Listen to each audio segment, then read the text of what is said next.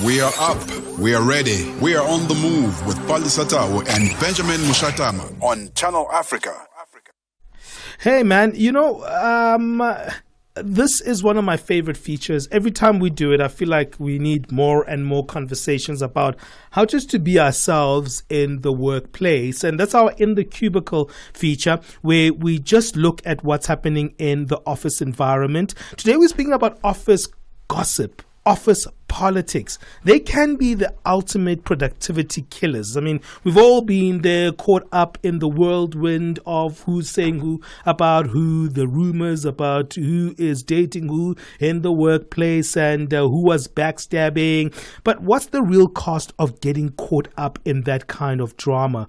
We're going to be exploring the benefits of staying focused and professional, from building positive relationships to maintaining a healthy work environment. We've got a bubbly Boniwe Dunster, a human resources specialist, who will share expert insights and practical tips to rise above the noise and thrive in your workplace. Boniwe, welcome on our show. Thank you for having me, and good morning to your listeners as well. Yeah, man, let's talk a little bit about this, because maybe it's something that we always run away from talking about, because we never want anyone to know, right, that we are the gossipers, that there's a story that we are also part of and that we've heard about in the workplace. But gossip is part of office life, right? Sure. So gossip is part of office life, but it shouldn't be part of gossip life. And I actually want to talk about it from a legislative perspective, because we have a code of good conduct on the prevention and elimination of workplace harassment and bullying. And what that entails, it also lists different types of toxicity, bullying behavior, and harassment behavior. And gossip is one of them. And hence I'm saying it's part of office life, but legislatively it's not, because it takes away people's dignity, and to also a safe working environment, whereby people end up feeling very inferior. They are scared of going to the office because they're going to be ridiculed, or when they walk down the corridor, people are looking up at them because there has been some kind of gossip going on. So it shouldn't be, and we need to start working towards how do we eliminate that for us to create healthy working environments. Yeah, I mean, one would have never thought that this is something that would be legislated. Why do you think we take gossip so easily and we're so chilled about it in the office space? We think, I'm just talking about people. It's not really harmful. Sure. People, most of the time, they want to be popular. They want to belong. So sometimes for you to belong, you might want to come with a hot scoop in the office, so that you can actually then affiliate or climatize to a certain group of people. And for that, then people start talking. And office talk or office gossip, it's nice, right? That those talks that you have over the coffee machine, over the water dispenser, right? And then also the fact that once you know this gossip as well, you start monitoring the movements and the behaviors of certain people that we are gossiping about. So I think that's that. It's just a bad social habit, and it doesn't just start at work. It's something that we know from growing up, from friends, from school, and it has actually unfortunately made it into the corporate corridors. So it's something that one needs to really think through, when you start gossiping about people, and to ask yourself a question: what if the tables were turned and the gossip was on me? Yeah, and maybe that is the key point that you're highlighting there, that sometimes the things that we do in our private lives, we think that they can filter through into the workspace and environment, right? You think, okay, because I gossip with my friends, definitely I can gossip with my work friends. But that shouldn't be the case. It shouldn't be the case, because when you form part of a gossiping clique, it means you are a gossiper. And chances are somebody's also going to gossip about you, and you also need to think about that. And yes, in certain instances, we have built friendships and relationships in a work environment with people that we trust. And then we tell them anything that's happening in our lives, or we tell them anything that we see in the office, so that they are also in the know. But the question is, what is the relevance of the gossip? How is it contributing to a healthy working environment? How is it building you as an individual, as a professional? What does it do in terms of your professional brand within the organization? What does it say about your values and your ethics as well, right? And we don't really think about that. The fact that we have built relationships and friendships at work is all good and well, We need people that can be a support structure to us. We need people that can be accountability partners for us to be able to grow our careers. But nowhere would ever gossip do that. So by you actually gossiping, you must just know that your organization has the right and the responsibility to discipline you so that we can actually then stop such bad behavior. Boniwe, there are office politics in any work environment, and there's a big difference between understanding the work politics and being a part of the work politics. Let's look at that distinction, because you have to sort of understand the landscape of your workspace so that to avoid certain things or to maybe even try and climb up the ladder. But what's the difference between, understanding the politics but being in the politics? One thing I can confirm is that office politics are always there, right? However, there's positive politics and negative politics because every environment has its own dynamics. But it's understanding what is the lay of the land, what is the environment in which I work in, who are the decision makers, what influences how things are done. Right. So you need to understand that so that you are informed when you are making your own career moves within the organization, when you want to grow with the particular organization. Where office politics are wrong, it's when office politics, they lack authenticity and they lack integrity. And by lack of integrity is that when, people do things with the intent of actually harming other people, with the intent of being punitive to other people, with the intent of having to destroy. So those are negative office politics, and being part of that actually goes against the code of good practice, as I had alluded earlier. So when we see in terms of how performance management works, how decisions are made, how business growth is made, and how promotions are made, we need to understand what does it take, to get promoted, to get to the next level. Who do I need to talk to? Who do I need to get as a sponsor? Who can mentor me, who has been there, before, so that I can do better? Who are the people that have also been promoted that I can get tips from them? So all of that is part of the politics. So you make informed decision to help you progress yourself or to understand the environment better.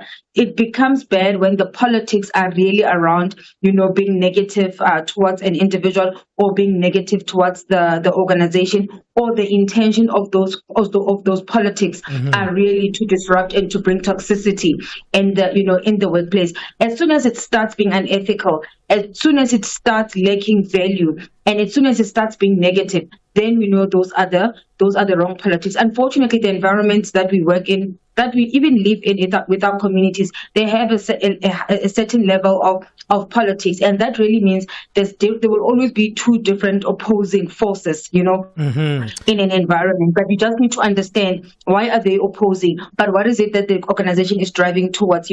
How do I make sure that I do not really get involved in the wrong in the wrong side or in the wrong side? So you can't really, we're living in a country whereby we have political parties, right? Yeah. So our daily lives are surrounded around politics, and all these political parties have different views because there's a philosophy of some sort, right, that they actually climatize to, or that they align with. And the same within the organization. When things are happening, you need to understand what is our organizational mission and values, what are our ethical standards, and how does this actually then contribute to the bigger organizational strategy, and how do I contribute to that in a positive way, and trying to navigate all this toxicities or gossiping behaviors. Yeah, wow, this is such a cool conversation with Boniwe Dunster. She goes by the name of Boniwe, your HR specialist, on her Instagram. We're going to continue with her. She's also a speaker. She's doing a lot of speaking engagements as well.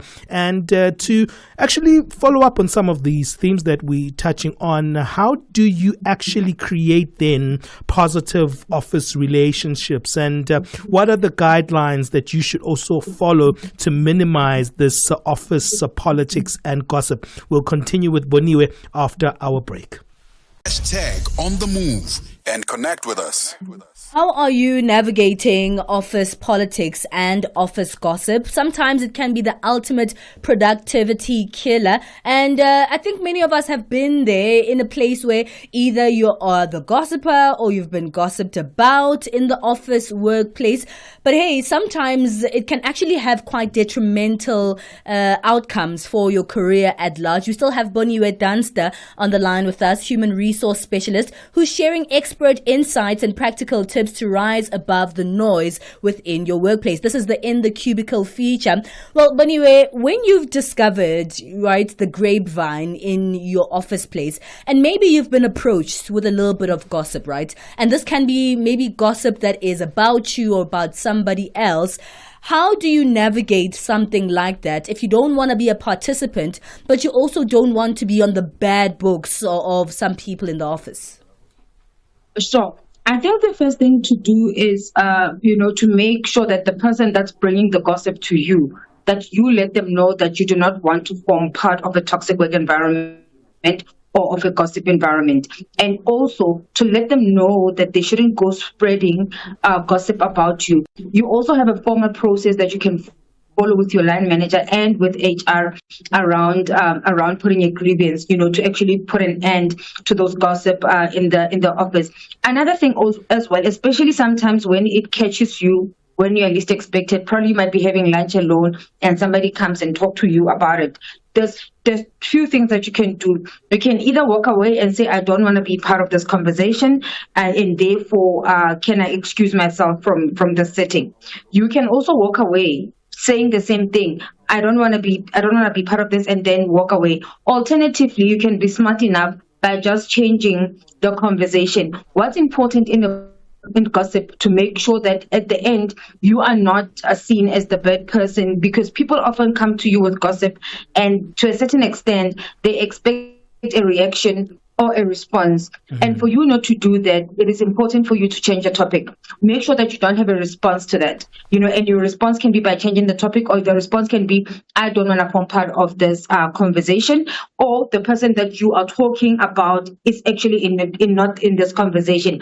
Probably when they are in our presence, then we can engage with them. And by that, you instantly killing this whole gossip culture, or this conversation that you are having. Because the worst thing that could happen is for you to respond. And sometimes you can respond innocently, but the gossiper will go and actually change the story on what your response was or how your reaction is. So those are some of the tips that you can actually apply within an environment, as an employee. However, from an organizational perspective, I think it's important for the company to create, a toxic-free or a gossip-free, environment and culture. And also part of their policies should also include the code of good practice, as alluded then earlier, and then open, lines of communication, transparent communication. Because one other thing in the organization that makes gossip to perpetuate, it's lack of processes, it's lack of policies, and it's also closed information where certain things are known by selective individuals, and people then start making their own assumptions. So as a leader, you need to make sure that you eradicate such things by actually being transparent. When people come to you with questions, you answer. If probably it's something that's still confidential, you can actually say, you know what, we are busy working on this particular thing. Once it has been approved, or once we have more information, we will share, so that you kill the gossip. So by us as leaders or managers always trying to keep things to ourselves, people will always wonder, people will always make their assumptions, and their assumptions will always lead into gossip. Can you get fired for gossip, Boniwe? Sorry, can you repeat the question? Can you get fired for gossip? Oh, definitely. Yes, you can. You can. And hence, when I started, I spoke about the code of good practice on the prevention and elimination of workplace harassment, right? Because that same gossip perpetuates toxic behavior.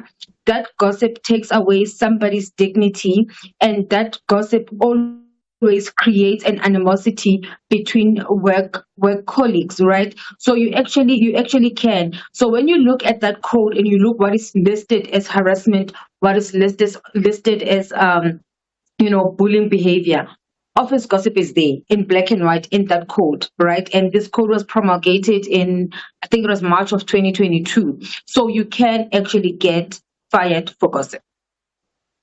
I didn't know that. Honestly, I didn't know that you can get fired for gossip.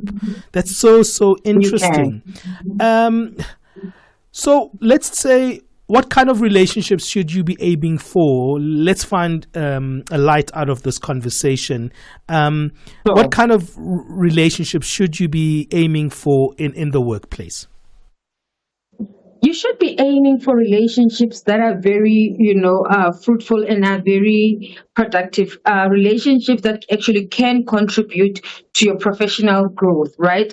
And that doesn't mean we shouldn't be joking around with people or we shouldn't be trusting people, right? But remember, when you find yourself in a work environment, you are there because, you have a career that you're building towards, or you've maybe gotten to a place whereby this is where you've wanted to get to. And by doing that, you actually need to maintain that. How do you maintain that? You maintain that through healthy working relationships and authentic relationships, being honest to yourself about who you are, what you are, so that people can understand you better. And then you're aiming at getting and building relationships with people that have influence in terms of decision making, people that can actually, advocate for your work and your capabilities in rooms that you yourself, cannot be able to, in rooms whereby promotion decisions are made. As a gossiper, no executive or no manager would want to actually promote somebody who's spreading gossip. So you might think it's a small little thing, but it might actually, turn against you in terms of your career progressions. So it's all about building healthy relationships, beneficial relationships, building accountability partners, having accountability partners with a colleague. Probably you could be in the same team. Sure. Or in the same role, and we all have our own career goals that we want to advance, and we can say, what, let's partner together, let's hold each other accountable, let's check on each other so that no one gets left behind, Sure. Because there's so many opportunities. So those are some of the meaningful conversations together with relationships that you can build within a work context. Boniwe, you are so awesome. Where can people find you and see some of the work you're doing in your space of human resources? Thank you so much. So I am in a few media platforms, social media platforms, that is.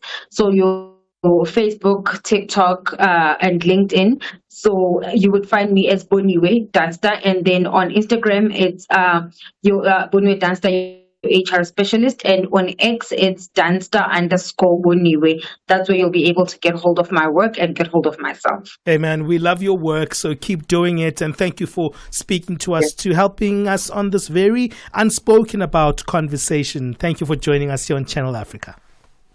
Thank you so much. I really appreciate it. That's Boniwe Dunster joining us for our In the Cubicle feature today. Boniwe is a human resources specialist. Well, that conversation leads us to 11:31 Central African time. What do you think about that one? Remember, our WhatsApp number is +27 63406 9126. Did you know you could get fired for gossip? Sure, it's a big one. Well, let's move on now and see what Musibudi Makura has for us as she wraps up the morning sports.